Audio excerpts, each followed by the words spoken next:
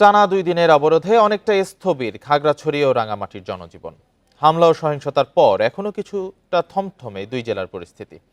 রাঙামাটিতে 144 ধারা প্রত্যাহার হয়েছে। যুগ্ম ছাত্র জনতার ডাকে দ্বিতীয় দিনের মতো বন্ধ আছে সড়ক ও নৌ যোগাযোগ। সাজেকে আটকা পড়েছেন 1,500 পর্যটক। পাহাড়ে হামলা, সংঘর্ষ ও সহিংসতার জেরে দ্বিতীয় দিনের মতো অবরোধে কার্যত অচল খাগড়াছড়ি ও রাঙামাটি। ঢাকা, চট্টগ্রামের সাথে বন্ধ আছে পণ্য ও যাত্রীবাহী যান চলাচল। হামলা সহিংসতার শঙ্কা থাকায় অনেকেই খোলেনি দোকান। যান চলাচল বন্ধ আছে। এখন আমাদের নিত্যপণ্য জিনিস, পেঁয়াজ, রসুন, ওগুলা যেগুলো আসার কথা ওগুলা তো আসতে পারে না। দিন আনি দিন খাই, কথা বুঝছেন, আর আমরা রিস্ক নিয়ে যাওয়া আসা করতেছি। অবরোধের সমর্থনে রোববার সকালে খাগড়াছড়ি সাজেক সড়ক, পানছড়ি রামগড় সড়কে টায়ার জ্বালিয়ে বিক্ষোভ করে অবরোধকারী যুগ্ম ছাত্র জনতা। বৃহস্পতিবার হামলা ও আগুনে খাগড়াছড়ির লারমা স্কোয়ারের 120টি পাহাড়ি ও বাঙালিদের দোকান পুড়ে গেছে। পুঁজি হারিয়ে ভবিষ্যৎ নিয়ে দুশ্চিন্তায় এসব ক্ষুদ্র ব্যবসায়ী। আমরা একেবারে মেনে নিতে পারতেছি না, এত স্বল্প সময়ের মধ্যে যে কিচ্ছু বাঁচাতে পারে নাই। লুটপাট করে নিয়ে গেছে, আমাকে ফোন করে জানায়, এরপরও তো আগুন ধরা দিয়ে সবকিছু শেষ। এদিকে যান চলাচল বন্ধ থাকায় সাজেকে বেড়াতে গিয়ে আটকা পড়েছে প্রায় 1,500 পর্যটক। সড়ক পরিস্থিতি স্বাভাবিক হওয়ার আগে তাদের ফিরিয়ে আনার সুযোগ নেই বলছে প্রশাসন। সবাই খুব সিকিউর আছে, পরিস্থিতি স্বাভাবিক হয় আমরা খুব সেফলি তাদেরকে মুভ করাবো। রাঙামাটিতে জারি করা 144 ধারা প্রত্যাহার করেছে প্রশাসন। শহরের পরিবেশ কিছুটা থমথমে হলেও কোনো সংঘর্ষ বা সহিংসতার ঘটনা ঘটেনি। তবে গুজব ছড়িয়ে অস্থির করা হতে পারে পাহাড়, এমন শঙ্কায় স্থানীয়রা। গুজবের মতো, যেমন রাত্রেও ঘুমাতে পারি না, এদিক থেকে আতঙ্ক, এদিকে আতঙ্ক। আতঙ্কের ভিতরে আছি, মানে বলার মতো না। এটা একটা আমরা শান্তিপূর্ণ একটা সমাধান চাই। এদিকে রোববার সকালে ঘটনাস্থল পরিদর্শন করেছেন রাঙামাটি জেলা প্রশাসক, পুলিশ সুপার, সেনা ডিভিশন কমান্ডার সহ জেলার ঊর্ধ্বতন কর্মকর্তারা। কোনো অপরাধকারী যে আইন হাতে তুলে নিয়েছে তিনি কোনোভাবেই ছাড়া পাবেন না। আমরা আহ্বান জানাবো সবাইকে এই পরিস্থিতি নিয়ন্ত্রণে সবাই যেন মিলেমিশে আমরা ভূমিকা রাখি। রাঙামাটিতে সহিংসতার ঘটনায় এখন পর্যন্ত 2টি মামলা হয়েছে। রেশমি নন্দী, ইন্ডিপেন্ডেন্ট নিউজ। খাগড়াছড়িতে গণপিটুনিতে মামুন হত্যার ঘটনায় মামলা হয়েছে। মামলায় 3 জনের নাম উল্লেখ সহ আরও অজ্ঞাতনামা 10 থেকে 12 জনকে পাহাড়ি ও বাঙালিকে আসামি করে মামলা করেন নিহতের স্ত্রী।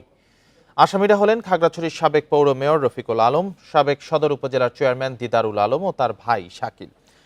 খাগড়াছড়ি সদর থানার ওসি আব্দুল বাতেন মৃধা বলেন, 19 সেপ্টেম্বর রাতে মামলাটি দায়ের করা হয়। এজাহারে অভিযোগ করা হয়, গত 18 সেপ্টেম্বর ভোরে পূর্ব শত্রুতার জেরে মামুনকে জোর করে তুলে নেয় আসামিরা। সকালে নোয়াপাড়া এলাকা থেকে মামুনের মরদেহ উদ্ধার করা হয়।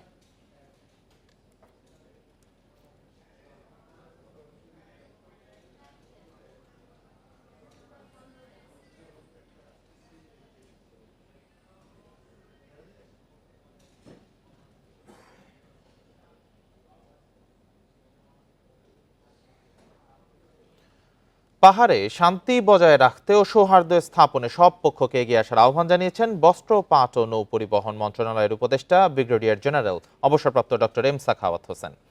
সকালে বরিশালের মেরিন একাডেমি পরিদর্শন করে এই কথা বলেন তিনি। পাহাড়ে সহিংসতা তৈরিতে কেউ যাতে ইন্ধন যোগাতে না পারে সেজন্য সবাইকে সজাগ থাকার আহ্বান জানান তিনি। এ সময় দুর্নীতি রোধে দেশবাসীর কাছে সহায়তা চান তিনি। দুদিনের সফরে সকালে বরিশাল পৌঁছান উপদেষ্টা অবসরপ্রাপ্ত brigadier general doctor M Sakhawat Hossain. একাডেমির প্যারেড গ্রাউন্ডে অভিবাদন গ্রহণ শেষে বৃক্ষরোপণ করেন তিনি।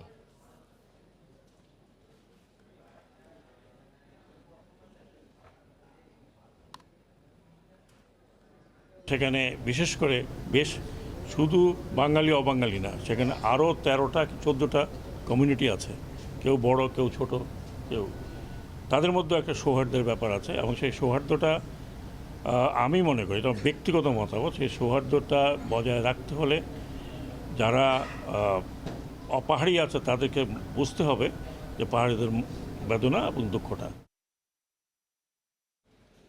মৎস্য প্রাণী সম্পদ মন্ত্রণালয়ের আপত্তি থাকলেও ভারতে ইলিশ রপ্তানির অনুমতি দিয়েছে বাণিজ্য মন্ত্রণালয়। তবে সিদ্ধান্ত বাতিলে মৎস্য প্রাণী সম্পদ মন্ত্রণালয় ক্ষমতাপ্রাপ্ত নয় বলে জানিয়েছেন উপদেষ্টা ফরিদা আক্তার। দুপুরে সচিবালয়ে তিনি বলেন, দেশে পর্যাপ্ত ইলিশ আছে। প্রাণী সম্পদ মন্ত্রণালয় দেশের মানুষকে ইলিশ খাওয়ানোর পক্ষে এবং রপ্তানির বিপক্ষে। তবে রপ্তানির খবরে দেশের কোথাও দাম বাড়লে ব্যবস্থা নেওয়া হবে। পরে উপদেষ্টা ফরিদা আক্তার বলেন, নদীতে চর, ড্রেজিং না হওয়া এবং দূষণের কারণে সাগর থেকে নদীতে ডিম ছাড়তে আসতে পারছে না মা ইলিশ। এ মাছের প্রজনন ও উৎপাদন বৃদ্ধির জন্য 13ই অক্টোবর থেকে 3 নভেম্বর পর্যন্ত ইলিশ ধরা বন্ধ থাকবে।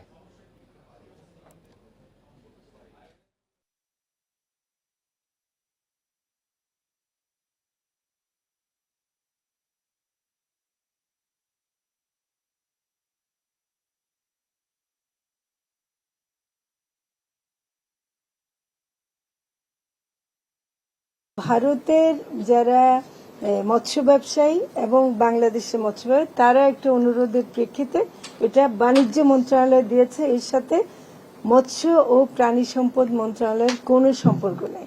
আমাদের এখনো সেই কমিটমেন্টটা আগের মতোই আছে যে আমরা বাংলাদেশের মানুষের জন্য ইলিশ যেন প্রাপ্যতা নিশ্চিত করতে পারি।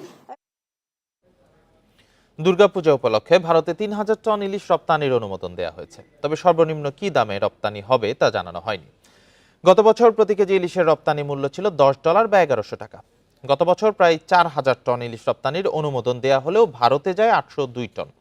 আগে অবাধে ইলিশ রপ্তানি হলেও দেশের বাজারে সরবরাহ বাড়াতে 2015 সালের জাতীয় রপ্তানি নীতিতে ইলিশকে শর্ত সাপেক্ষে রপ্তানিযোগ্য বলা হয়।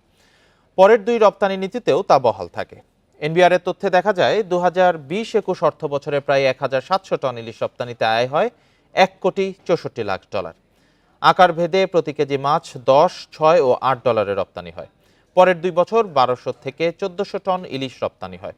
প্রতি কেজির দাম ছিল $10 মধ্যে।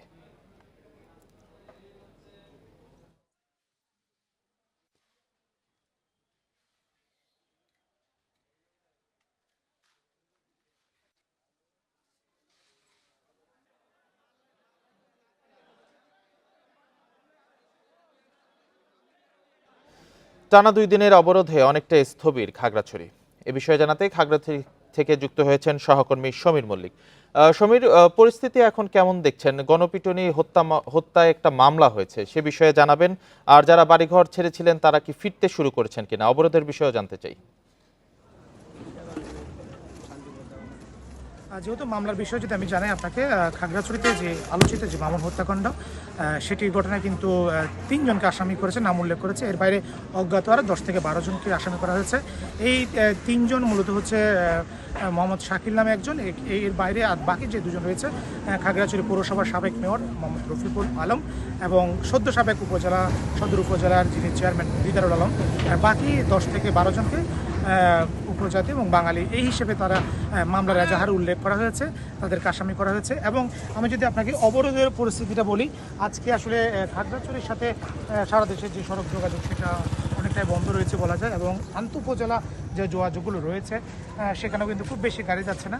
আমি এখন দাঁড়িয়ে আছি আসলে লারমা স্কোয়ারে, যেখান থেকে ঘটনাটি হয়েছে। এখানে এই জায়গা থেকে কিন্তু এটি বাস স্টেশন এলাকাও, এখান থেকে কিন্তু চট্টগ্রাম, ঢাকাও যায়, এবং সাথে সাথে খাগড়াছড়ির যে সড়ক যোগাযোগ সেখানে আসলে যাত্রীবাহী তেমন গাড়ি নেই, তবে মাঝে মাঝে 1-2 ঘন্টা পরে একটা সিএনজি বা মাহিন্দ্র এরকম করে কিন্তু যাতায়াত করছে। এবং আমরা সকালে পরিবহন শ্রমিকদের সাথে কথা বলেছি, তারা বলছে অনেকে আসলে গতকাল থেকে কোনো গাড়ি চলছে না, সেখানে অনেকে জীবন জীবিকার তাগিদে কিন্তু তারা বাধ্য হয়ে ঝুঁকি নিয়ে হলে যান চলাচল করতে বাধ্য হচ্ছে। এবং খাগড়াছড়ির সাথে প্রায় 9 উপজেলা যে আন্তঃউপজেলা যে যোগাযোগ সেটা অনেকটাই স্থবির। আপনাকে সরাসরি লারমা স্কোয়ারে যে চিত্রটা এখন দিচ্ছে, যে বৃহস্পতিবার আসলে সহিংসতা এখানে 120টা দোকান পড়ে গেছে। এখন দোকানগুলো যে পুরো অংশগুলো রয়েছে, বিশেষ করে ভাঙা টিন অন্যান্য মালামালগুলো সরিয়ে হয়তো মেরামতের কাজে হাত দেওয়ার জন্য এখানকার যারা ক্ষতিগ্রস্ত ব্যবসায়ী রয়েছেন তারা চেষ্টা করছেন, এবং তারা সরকারের সহযোগিতা চেয়েছেন মূলত নতুন করে তাদের ঘুরে দাঁড়ানোর জন্য। অনেকে এখানে ব্যাংক ঋণ নিয়ে তারা কিন্তু এই যে ব্যবসাগুলো করছে। এবং আমরা যে সমস্ত ব্যবসায়ীদের সাথে কথা বলেছি, ঘটনায় তারা এরকম ভাবে একেবারে নিঃস্ব হয়ে যাবে, পুঁজি হারিয়ে, সেটা তারা কখনো কল্পনা করতে পারে না। এখানে আমি কিছুক্ষণ আগে কয়েকটা হোটেল মালিকের সাথে কথা বলছি, তারা বলছে তাদের হোটেলে ফ্রিজ ছিল, জেনারেটর ছিল, বিভিন্ন মূল্যবান মালামাল ছিল, সেটা নষ্ট হয়ে গেছে, সেটা পুরো ছাই হয়ে গেছে। একই সাথে অনেকগুলো মোটরসাইকেল, এই ঘটনার সময় কিন্তু 15 থেকে 20টা মোটরসাইকেল কিন্তু জ্বলে গেছে এবং সিএনজি জ্বলে গেছে। অর্থাৎ মানুষের যে ক্ষয়ক্ষতি সেটা প্রচুর পরিমাণে হয়েছে। এবং সাজেকে যে সমস্ত পর্যটকরা আটকা রয়েছে, আসলে সড়ক যোগাযোগ অত স্বাভাবিক না হলে তাদের আসলে ফিরে আসার সম্ভাবনা খুবই কম। সমীরের সাথেই থাকবেন আপনি। ইতিমধ্যে আমাদের সাথে রাঙামাটি থেকে যুক্ত হয়েছেন সহকর্মী হিমেল চাকমা, আমরা তার থেকে জানবো। হিমেল, রাঙামাটিতে এখন পরিস্থিতি কেমন রয়েছে? সড়ক অবরোধ রয়েছে, নৌ অবরোধও করা হয়েছে, সে বিষয়ে আসলে কি অগ্রগতি হলো এবং কি জানতে পারলেন নতুন করে? সার্বিক পরিস্থিতি জানাবেন। রাঙামাটির যে পরিস্থিতি সেটা হচ্ছে মূলত বর্তমানে হচ্ছে জেলা প্রশাসনের উদ্যোগে রাঙামাটি জেলা প্রশাসক তার নেতৃত্বে একটা মিটিং হচ্ছে এখানে। সেখানে আমরা দেখেছি যে এখানকার জনপ্রতিনিধি, এখানকার যে ধর্মীয় নেতৃবৃন্দ, সুশীল সমাজের প্রতিনিধি, ব্যবসায়ী নেতৃবৃন্দ এখানে তারা এই মিটিং এ অংশগ্রহণ করেছেন। তো একটা বিষয় যে রাঙামাটির যে পরিস্থিতি আমি যদি বলি, গতকালকে থেকে আসলে যে যে পরিবেশ অর্থাৎ সড়ক যে নৌপথ যে অবরোধ চলছিল সেটা কিন্তু এখনো বলবৎ আছে, সেটা অবরোধ চলছে। অর্থাৎ এখানে কোনো যানবাহন চলাচল করছে না, যাত্রীবাহী মালবাহী কোনো যানবাহন চলাচল। রাঙামাটি থেকে অর্থাৎ রাঙামাটি থেকে সারা দেশের সাথে যোগাযোগ বন্ধ রয়েছে, উপজেলাগুলোর সাথে যোগাযোগ বন্ধ রয়েছে। তবে গতকালকে যে আমরা দেখেছি যে রাঙামাটিতে তিন যে উপদেষ্টা যে এসেছেন তারা আসলে কিছু নির্দিষ্ট মানুষের সাথে কথা বলে মিটিং করে চলে গেছেন। এরপর আসলে দৃশ্যমান অর্থাৎ কোনো কাজই হয়নি। খাগড়াছড়ি ও রাঙামাটি থেকে জানাচ্ছিলেন সহকর্মীরা। বিশ্ব নদী দিবসের অঙ্গীকার, রুখে দাও দূষণকারী আর দখলদার, এই স্লোগানে দেশের বিভিন্ন স্থানে পালিত হয়েছে নদী দিবস। এ উপলক্ষে সকালে ব্রাহ্মণবাড়িয়ার লোকনাথ দিঘির পাড় থেকে একটি শোভাযাত্রা বের হয়। পরে প্রেস ক্লাবে আলোচনা সভা হয়। এ সময় বক্তারা সব নদী, নালা, খালবিল ও পুকুর দখল ও দূষণমুক্ত রাখতে প্রশাসন সহ সকলের প্রতি আহ্বান জানান। জয়পুরহাটে দিবসটি উপলক্ষে আলোচনা সভা ও বইয়ের মোড়ক উন্মোচন করা হয়। সভায় সীমান্ত নদীতে বাংলাদেশের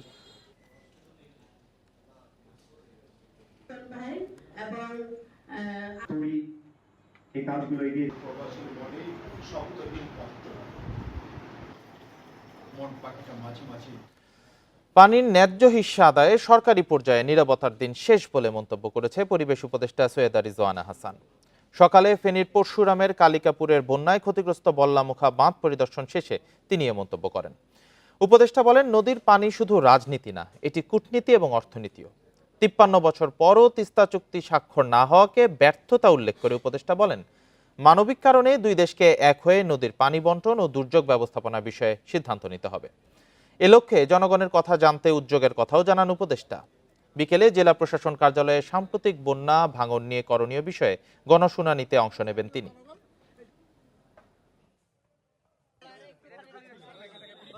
সরকারি পর্যায়ে যদি কোনো নীরবতা থেকে থাকতো, যদি কোনো নিষ্ক্রিয়তা থেকে থাকতো, সেই দিনটা শেষ হয়ে যাবে। আর কিছু না হোক, অন্তত মানবিক কারণে দুইটা দেশকে এক জায়গায় এসে এই নদীর পানি ব্যবস্থাপনা এবং দুর্যোগ ব্যবস্থাপনার বিষয়ে সিদ্ধান্ত নিতে হবে। আজকে ৫৩ বছর। আপনারা দেখছেন সমগ্র বাংলাদেশ। সম্পূর্ণ অটোমেটেড মেশিনে তৈরি সাপোর্ট ফাইবার গ্লাস শীট, ব্যবসা এবার হবেই হিট।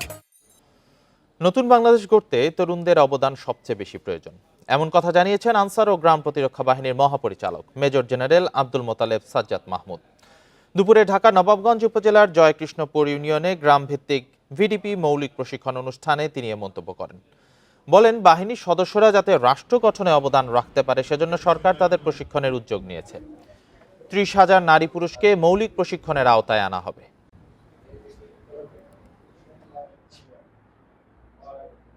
যে দেশে তরুণরা সবচেয়ে বেশি ভূমিকা রাখে সমাজে, রাষ্ট্রের গঠনে, সে দেশ তত বেশি উন্নত। এবং সেই সমাজে ভূমিকা রাখার যে জায়গাটা, ভূমিকা রাখার যে ব্যবস্থাপনাটা, সেটা হচ্ছে রাষ্ট্রের ব্যাপার। রাষ্ট্র কিভাবে করে দিবে, তো রাষ্ট্র কিন্তু আনসার এবং গ্রাম প্রতিরক্ষা বাহিনীকে সেরকম একটা কাঠামো কিন্তু রাষ্ট্র দিয়ে রেখেছে। গাজীপুরের ৩টি পোশাক কারখানায় হাজিরা বোনাস বৃদ্ধির দাবিতে সড়ক অবরোধ করে বিক্ষোভ করেন শ্রমিকরা। এতে ঢাকা ময়মনসিংহ ও ঢাকা টাঙ্গাইল মহাসড়কে তীব্র যানজটের সৃষ্টি হয়। স্থানীয়রা জানায়, বাঘের বাজার এলাকায় বিভিন্ন সময় হাজিরা বোনাস বাড়ানোর দাবি জানিয়ে আসছিলেন মন্ডল ইন্টিমেটস লিমিটেডের শ্রমিকরা। সকালে বোনাস বৃদ্ধির দাবি জানিয়ে ঢাকা ময়মনসিংহ মহাসড়কে অবস্থান নেন। এদিকে একই দাবিতে মহাসড়ক অবরোধ করে বিক্ষোভ করেন এসোরোটেক্স লিমিটেডের শ্রমিকরা। কালিয়াকৌরের মৌচাক এলাকায় কোকোলা ফুড প্রোডাক্টস কারখানার শ্রমিকরা ১২ দফা দাবিতে ঢাকা টাঙ্গাইল মহাসড়কে বিক্ষোভ করেন। পরে পুলিশ পরিস্থিতি নিয়ন্ত্রণে আনে। এদিকে আশুলিয়ায় সকাল থেকে সব কারখানায় কাজে যোগ দেন শ্রমিকরা। তবে ১৫টি কারখানায় শ্রম আইনে ও ৪টিতে সাধারণ ছুটি রয়েছে। শিল্পাঞ্চলে আইনশৃঙ্খলা বাহিনীর বাড়তি নজরদারি রয়েছে।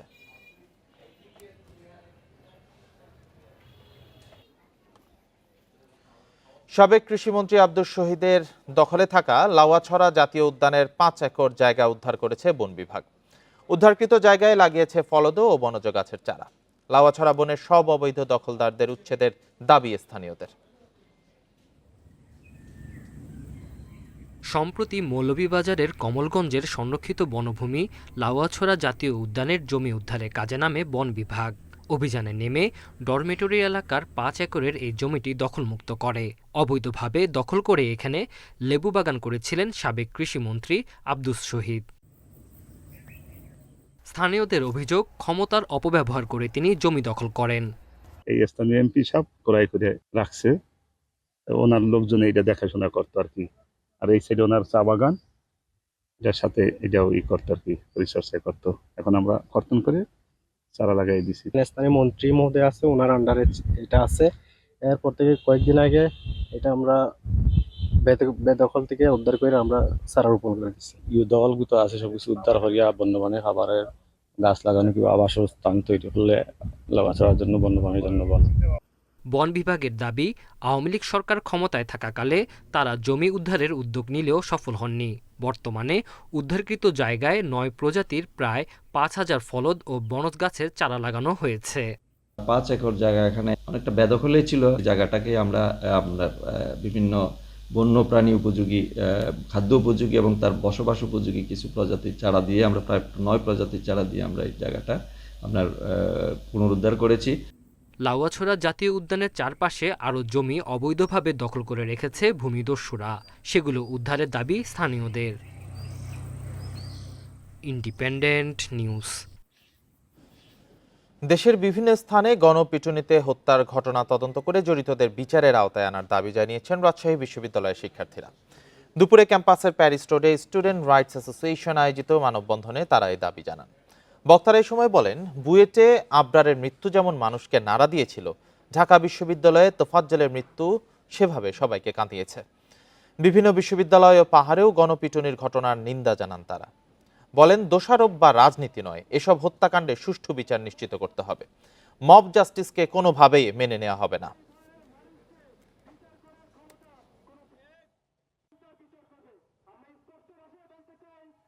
আর একটি যেন এই ধরনের ঘটনা সারা দেশের কোথাও না ঘটে, এই দাবিতে সরকারকে অবিলম্বে আমি ব্যবস্থা নেওয়ার জন্য আবেদন জানাই এবং তোফাজ্জলের ঘটনায় যারা জড়িত ছিল তাদেরকে সর্বোচ্চ শাস্তি আইনের মাধ্যমে সর্বোচ্চ শাস্তি নিশ্চিত করার জন্য আমি দাবি জানাচ্ছি। আমাদের এই দেশে আইন আছে, এই দেশে বিচার আছে, এই দেশে সব কিছুই আছে। যদি আইনের সংস্কার করতে হয়, একটা মাধ্যমের মধ্য দিয়ে গিয়ে সংস্কার করতে হবে। চট্টগ্রামে বাড়ছে ডেঙ্গু আক্রান্ত রোগী ও মৃত্যুর সংখ্যা। সেপ্টেম্বরেই মারা গেছেন 4 জন। পরিস্থিতি বিবেচনায় আলাদা ওয়ার্ড খোলার সিদ্ধান্ত নিয়েছে চট্টগ্রাম মেডিকেল কর্তৃপক্ষ। এদিকে গত 24 ঘন্টায় দেশে ডেঙ্গুতে আক্রান্ত হয়ে 843 জন হাসপাতালে ভর্তি হয়েছেন। 1 জনের মৃত্যুও হয়েছে। এ নিয়ে চলতি বছর ডেঙ্গুতে মৃত্যু 122 জনের। চট্টগ্রামে 8 মাসে ডেঙ্গুতে মারা গেছেন 12 জন। এর মধ্যে কেবল সেপ্টেম্বরে মারা গেছেন 4 জন। গেল 2 মাস ধরে চট্টগ্রাম মেডিকেল কলেজ হাসপাতালের মেডিসিন ওয়ার্ডে বাড়ছে ডেঙ্গু রোগী। বর্তমানে ভর্তি আছেন 45 জন। আবার পরীক্ষা করা সাহেবের ওষুধ চলে, স্যালাইনের প্যারাসিটামল চলে, যেরকম আর কিছু নয়। মশার ওষুধ ছিটাই, কিংবা এখানে হসপিটালও কিন্তু ছিটাচ্ছে না।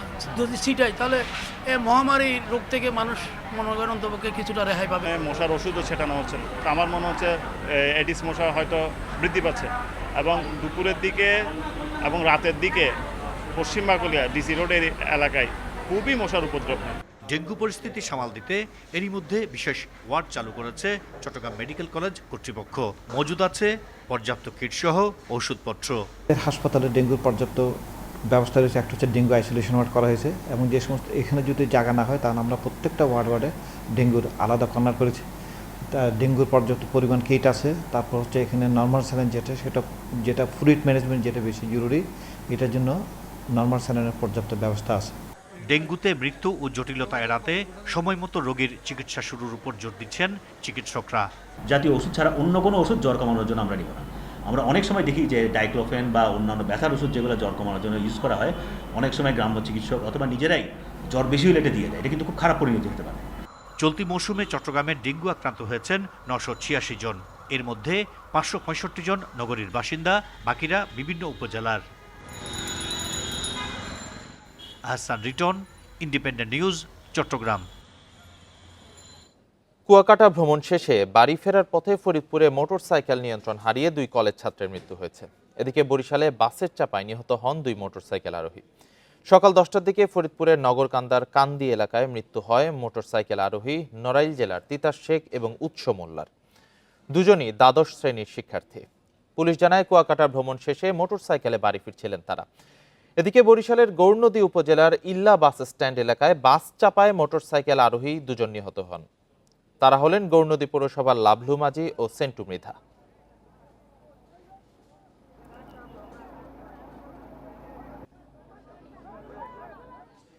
জাহাঙ্গীরনগর বিশ্ববিদ্যালয়ে ছাত্রলীগের সাবেক সাংগঠনিক সম্পাদক শামীম মোল্লাকে পিটিয়ে হত্যার ঘটনায় মামলার এজাহারভুক্ত আসামি মাসুদুল হাসান রায়হানকে গ্রেপ্তার করেছে পুলিশ।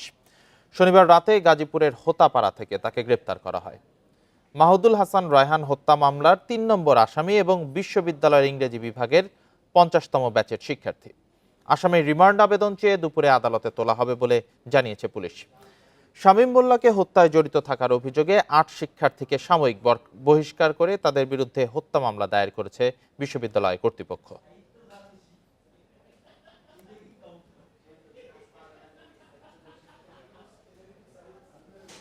ফেনীতে ছাত্র আন্দোলনে নিহত কলেজ শিক্ষার্থী মাহবুবুল হাসান মাসুম হত্যা মামলার আসামি ইসমাইল হোসেন প্রকাশ অমিকে গ্রেপ্তার করেছে র্যাব। শনিবার সন্ধ্যায় ফেনীর নিজ বাসা থেকে তাকে গ্রেপ্তার করা হয়। র্যাব জানায় গত 4 আগস্ট মহিপাল ফ্লাইওভারের নিচে ছাত্র জনতার বিক্ষোভ সমাবেশে সাবেক সংসদ সদস্য নিজাম হাজারীর নির্দেশে গুলি ছোড়া হয়। এ সময় আহত হন কলেজ শিক্ষার্থী মাহবুবুল হাসান মাসুম। ঘটনার 4 দিন পর চিকিৎসাধীন অবস্থায় চট্টগ্রাম হাসপাতালে মৃত্যু হয় তার। এই ঘটনায় 162 জনের নাম সহ অজ্ঞাত আরও 500 জনকে আসামি করে মামলা করেন নিহতের ভাই মাহমুদুল হাসান।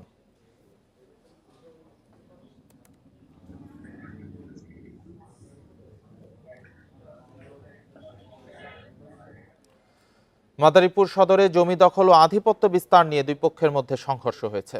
এ সময় 20টি বাড়িঘর ভাঙচুর, লুটপাট ও আগুন দেওয়ার ঘটনা ঘটে। সকালে ঝাউদি ইউনিয়নের হোগলপাতিয়া গ্রামের বাংলা বাজার এলাকায় এই ঘটনা ঘটে।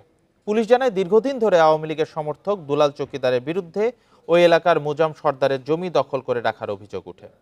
সরকার পরিবর্তনের পর নিজের জমির দখল নেন মুজাম সর্দার। এতে ক্ষিপ্ত হয়ে শনিবার রাতে তার বাড়িঘরে হামলা চালায় দুলাল চৌকিদারের লোকজন। এ নিয়ে 2 পক্ষের লোকজন সকালে আবারও সংঘর্ষে জড়ায়। এ সময় পাল্টা হামলায় 20টি বাড়িঘর ভাঙচুর, লুটপাট ও 3টি ঘরে আগুন দেওয়া হয়। পরে পুলিশ গিয়ে পরিস্থিতি নিয়ন্ত্রণে আনে।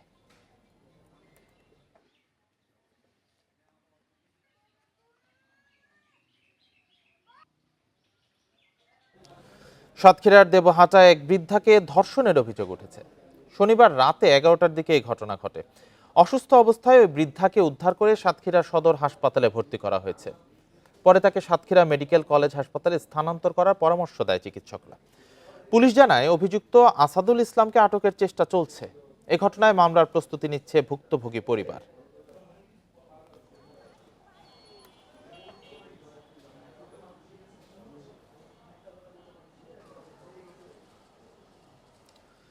পটুয়াখালীর কলাপাড়ায় 13 দিন বয়সী শিশুকে হাসপাতালে রেখে পালিয়েছেন মা। শনিবার রাত 8টার দিকে কলাপাড়ার 50 শয্যা বিশিষ্ট হাসপাতালে এ ঘটনা ঘটে। বর্তমানে শিশুটি চিকিৎসক JH খান লেলিনের তত্ত্বাবধানে রয়েছেন। হাসপাতাল কর্তৃপক্ষ জানায় শনিবার বিকেলে শিশুটিকে নিয়ে হাসপাতালে যান তার মা। রাত 8টার দিকে ওই নবজাতককে শিশু ওয়ার্ডে ঘুম পাড়িয়ে চলে যান তিনি। গভীর রাত পর্যন্ত ওই নারী ফিরে না আসায় শিশুটিকে আবাসিক মেডিকেল অফিসারের তত্ত্বাবধানে দেওয়া হয়। পুলিশ জানায় শিশুটির মাকে খুঁজে পাওয়া না গেলে আইনি প্রক্রিয়ায় দত্তক দেওয়া হবে।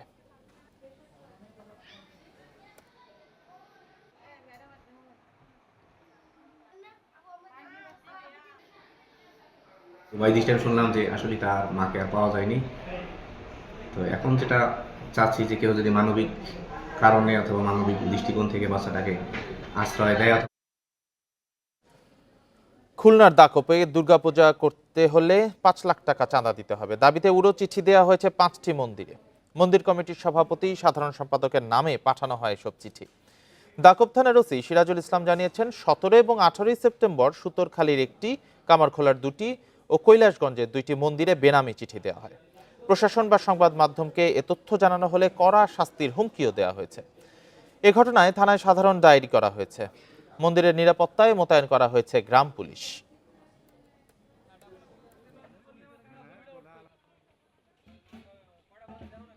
বিলম্বে কারা এই ঘটনা ঘটালো তা তদন্ত করতে হবে এবং আমি সনাতন ধর্মাবলম্বীদের উদ্দেশ্যে ওই এলাকার উদ্দেশ্যে বলতে চাই যে আতঙ্কের কোনো কারণ নেই। আমরা ধর্মীয় উৎসব অনুষ্ঠান পালনের মাধ্যমে এই সকল দুষ্কৃতিকারীদের জবাব দেব।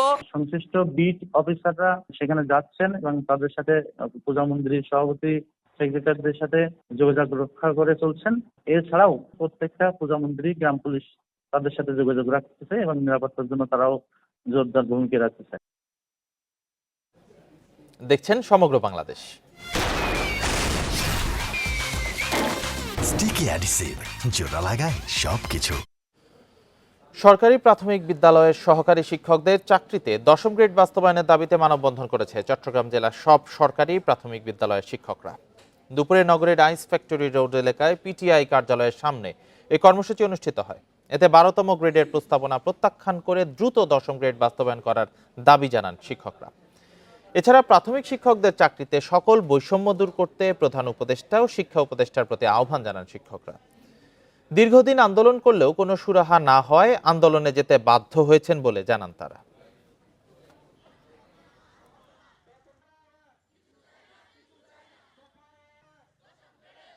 আমরা দীর্ঘদিন বেতন বৈষম্যের শিকার হচ্ছি। আমাদের এই যে বেতন কাঠামো যেটা আছে, আমরা 13তম গ্রেডে বেতন পাই বর্তমানে। আমরা চাই 10ম গ্রেড আমাদের শিক্ষকদের মান উন্নয়ন হোক, আমরা আমাদের বাচ্চাদের মান উন্নয়ন করবো এবং বর্তমানে আমরা যে বেতন পাই ওই বেতন দিয়ে আমাদের চলা আসলেই কষ্টকর হয়ে যায়। চট্টগ্রাম জেলা ক্রীড়া সংস্থার সংস্কার এবং বিভাগীয় ক্রিকেট কোচের অপসারণের দাবিতে বিক্ষোভ করেছে চট্টগ্রামের তরুণ ক্রিকেটাররা। দুপুরে জেলা ক্রীড়া সংস্থার সামনে এই কর্মসূচি পালন করেন তারা। এতে চট্টগ্রামের বিভিন্ন ডিভিশন ভিত্তিক ও ক্রিকেট ক্লাবের খেলোয়াড়রা অংশ নেন। এ সময় দাবির পক্ষে স্লোগানও দেন। ব্যানারে, প্লেকার্ডে বিভিন্ন দাবিও জানানো হয়। এ সময় তাদের দাবি মেনে নিতে 72 ঘন্টার আলটিমেটাম দেন বিক্ষোভকারীরা। অন্যথায় কঠোর আন্দোলনে নামার হুঁশিয়ারি দেন।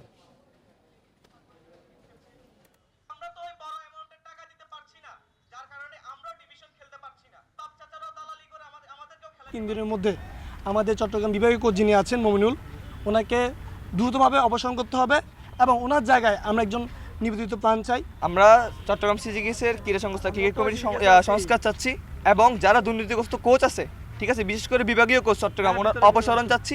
এবং যদি উনি সরকার পরিবর্তনের পর সিটি কর্পোরেশনের তৎপরতার অভাবে আবারও হকারদের দখলে সিলেট নগরের অনেক ফুটপাত ও প্রধান সড়ক। পথচারীদের চলাচল বাধাগ্রস্ত হওয়ার পাশাপাশি বেড়েছে যানজট। ভ্রাম্যমাণ আদালত ও নিয়মিত তদারকির অনুপস্থিতিতে এমন বিশৃঙ্খল পরিস্থিতি, অভিযোগ নগরবাসীর। তবে দ্রুত ফুটপাত ও সড়ক দখলমুক্ত করার আশ্বাস কর্তৃপক্ষের। কিছুদিন আগেও সিলেট নগরীর প্রধান সড়কগুলো ছিল হকার মুক্ত, ছিল না যানজটের ভোগান্তি। তবে সরকার পরিবর্তনের প্রেক্ষাপটে জনপ্রতিনিধির অনুপস্থিতিতে অনেকটাই নিষ্ক্রিয় সিটি কর্পোরেশন। এ সুযোগে আবারও হকারদের দখলে নগরীর অধিকাংশ ফুটপাত ও প্রধান সড়ক। শহরের গুরুত্বপূর্ণ সব পয়েন্ট হকারদের দখলে চলে যাওয়ায় ভোগান্তি বেড়েছে। যানজটের পাশাপাশি নানা বিড়ম্বনায় পড়তে হচ্ছে বলে অভিযোগ নগরবাসীর। ফুটপাতে তো তারা বসেছেই, ফুটপাত থেকেও তারা এখন রাস্তায় চলে আসছে, যার কারণে এখন সিলেটে যানজটের পরিমাণটা অনেক বৃদ্ধি পেয়েছে। এই বছরের 10 মার্চ সিলেটে প্রায় 2500 হকারকে সদরের লালদিঘির পারে অস্থায়ীভাবে পুনর্বাসন করা হয়। তবে হকারদের অভিযোগ, সেখানে পর্যাপ্ত সুযোগ সুবিধার অভাব ও বেচা বিক্রি কম হওয়ায় আবারও তারা ফুটপাতে বসতে বাধ্য হয়েছেন। একজন মানুষের বালা লাগছে কত কইলাম 300 টাকা, এখন 200 টাকা। আমরা বালা ফুসলে দিলেই দামে ও 8টার মাঝে 40 লাগছে লইলা। কোনোদিন বিসমিল্লাহ হয় না, তে পকেট থেকে যায় আরো টাকা। এটা 2 পিস বেশি, 3 পিস বেশি, ধরে লাইন 3 এক একজনের 3 লাখ 2 লাখ যা পুঁজি আসলো সবই শেষ। সিটি কর্পোরেশন কর্তৃপক্ষ স্বীকার করে বলছে, ভ্রাম্যমাণ আদালতের অভাব ও আইনশৃঙ্খলা বাহিনীর তৎপরতা কম থাকায় হকাররা আবারও অনেক ফুটপাত ও সড়ক দখল করেছেন। তবে দ্রুত সমস্যা সমাধানের আশ্বাস তাদের। ছাত্র অভ্যুত্থানের এই ঘটনার পর থেকে আসলে আইনশৃঙ্খলা বাহিনী না থাকার কারণে আমরা কিছুটা মোবাইল কোর্ট বা ভ্রাম্যমাণ আদালতের কার্যক্রমটা বন্ধ থাকার কারণে তারা আবার সবাই সড়কে চলে আসে। আমরা আশা করছি শীঘ্রই তাদেরকে আমরা একটা ওই নির্দিষ্ট জায়গায় নিয়ে যেতে পারবো। দ্রুত নগরীর ফুটপাত ও প্রধান সড়কগুলো দখলমুক্ত হবে, কমবে যানজটের ভোগান্তি, এমনটাই প্রত্যাশা নগরবাসীর। Independent news.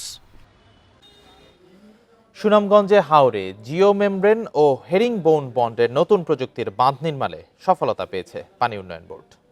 হাওর এলাকায় বাঁধটি নির্মাণ করা গেলে আগাম বন্যার হাত থেকে ফসল রক্ষা করা কমানো যাবে কৃষকের ক্ষতি।